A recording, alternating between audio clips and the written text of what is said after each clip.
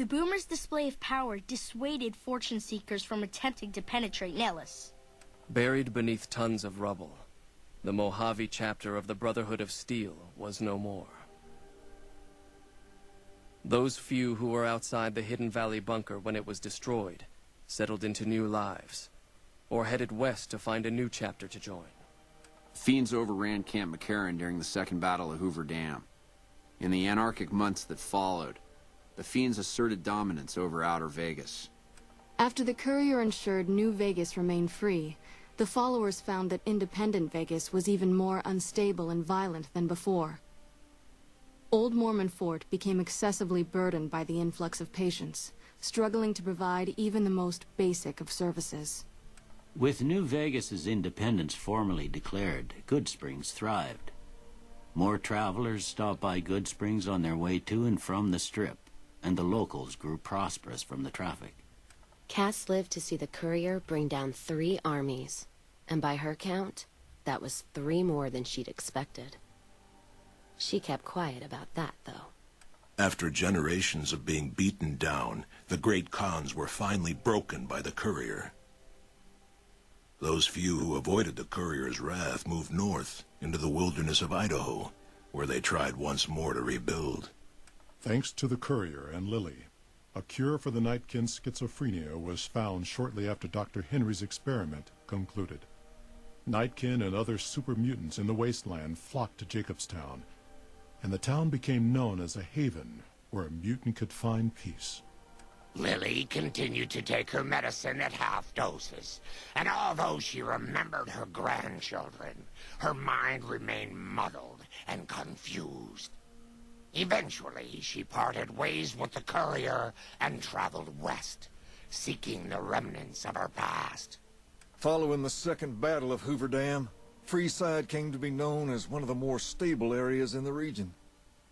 Ironically, NCR refugees found Freeside safer than most of the rest of New Vegas, where resentment still lingers. After Ray's brain was transplanted into Rex's cybernetic body, it took Rex some time to adjust to the old scrapyard dog's memories. Eventually, Rex's mind settled peacefully, melding his own memories with that of long travels with old Lady Gibson. Though Novak was a low-priority target for the Legion, many of Novak's citizens died in its defense. In the weeks that followed, several bright followers returned to Novak to help restore its defenses, allowing it to remain independent of NCR.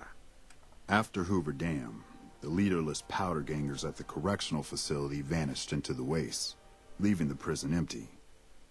The correctional facility became another abandoned ruin in the wasteland, its carcass occasionally picked over by enterprising prospectors. Armed with a wide array of improvised explosives and stolen weapons, the Vault 19 powder gang tormented the Mojave wasteland for years. Citizens of the NCR were favorite targets, and they always suffered the worst fates. Despite NCR's pledge to support Prim, they abandoned the town after their loss to the Courier. Independent again, Prim operates much as it had before the powder gangs arrived, full of ups and downs. And so the Courier's road came to an end, for now.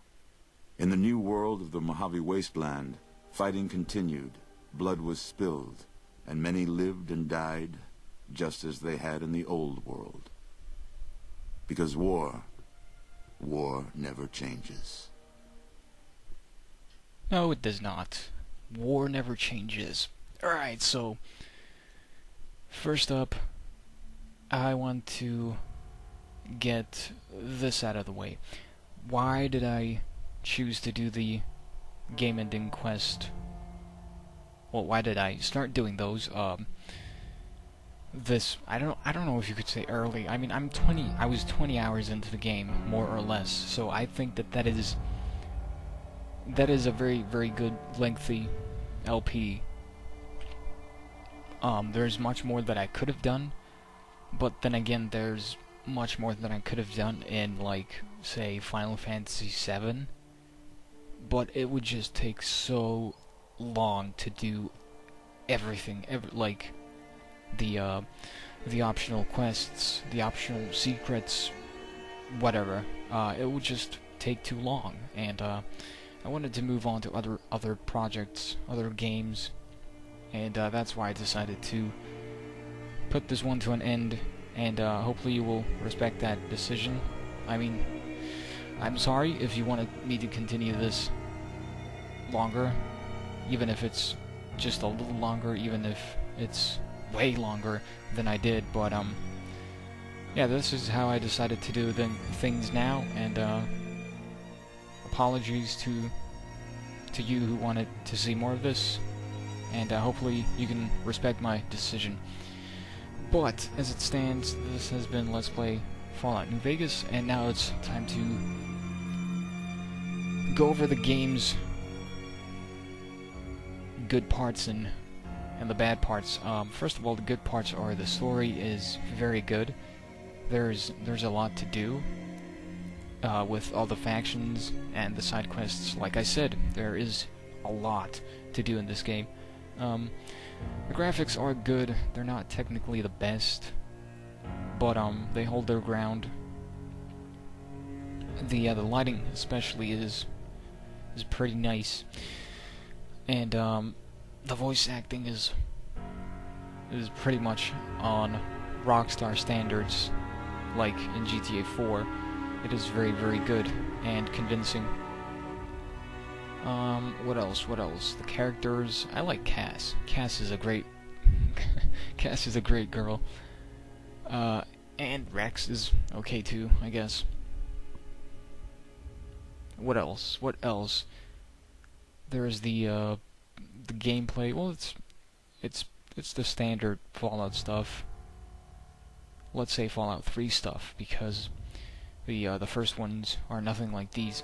The leveling up is fun. All the perks and stuff like that. They're very, very addicting, very fun, and that coupled with the amount of places to go to, the amount of places to find, and you have a pretty what was the word that I was looking for? A pretty sturdy package. Oh, that sounds sexual. I don't want to say that. Let's just say that it's a very complete package.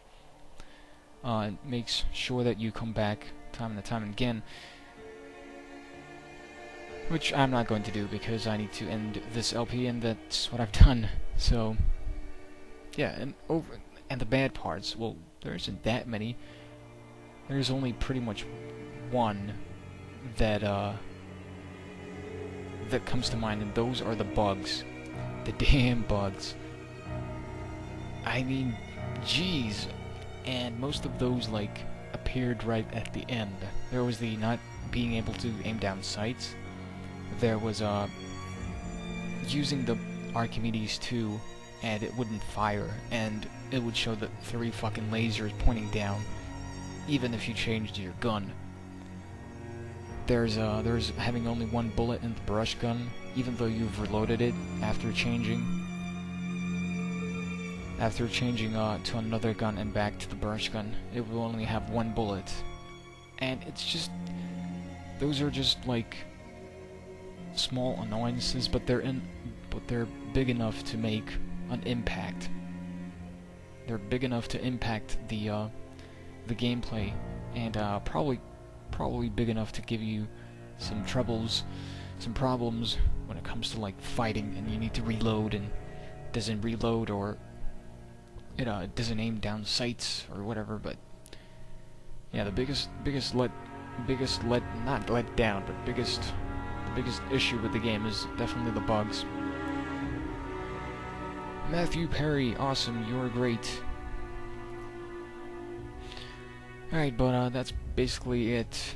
Once again, apologies for not doing everything there is to do in the game. I mean, that's really not what I aim to do with any game, doing a 100% walkthrough, because that's really not me. So this is what I did this time. Hopefully it was enough to entertain you. That is the main objective with these LPs, and yeah, that is pretty much it. I'm gonna stop blabbering, and thank you for watching. This is the end of Let's Play Fallout New Vegas. Hopefully you have enjoyed watching these videos, and that is about it. So I will see you guys next time. I will, of course, turn off the mic and let the credits roll, like I always do. So there's going to be a little beep after I stop talking and turn off the mic, so be aware of that. But yeah, thank you for sticking around, and I will see you guys next time. So good night.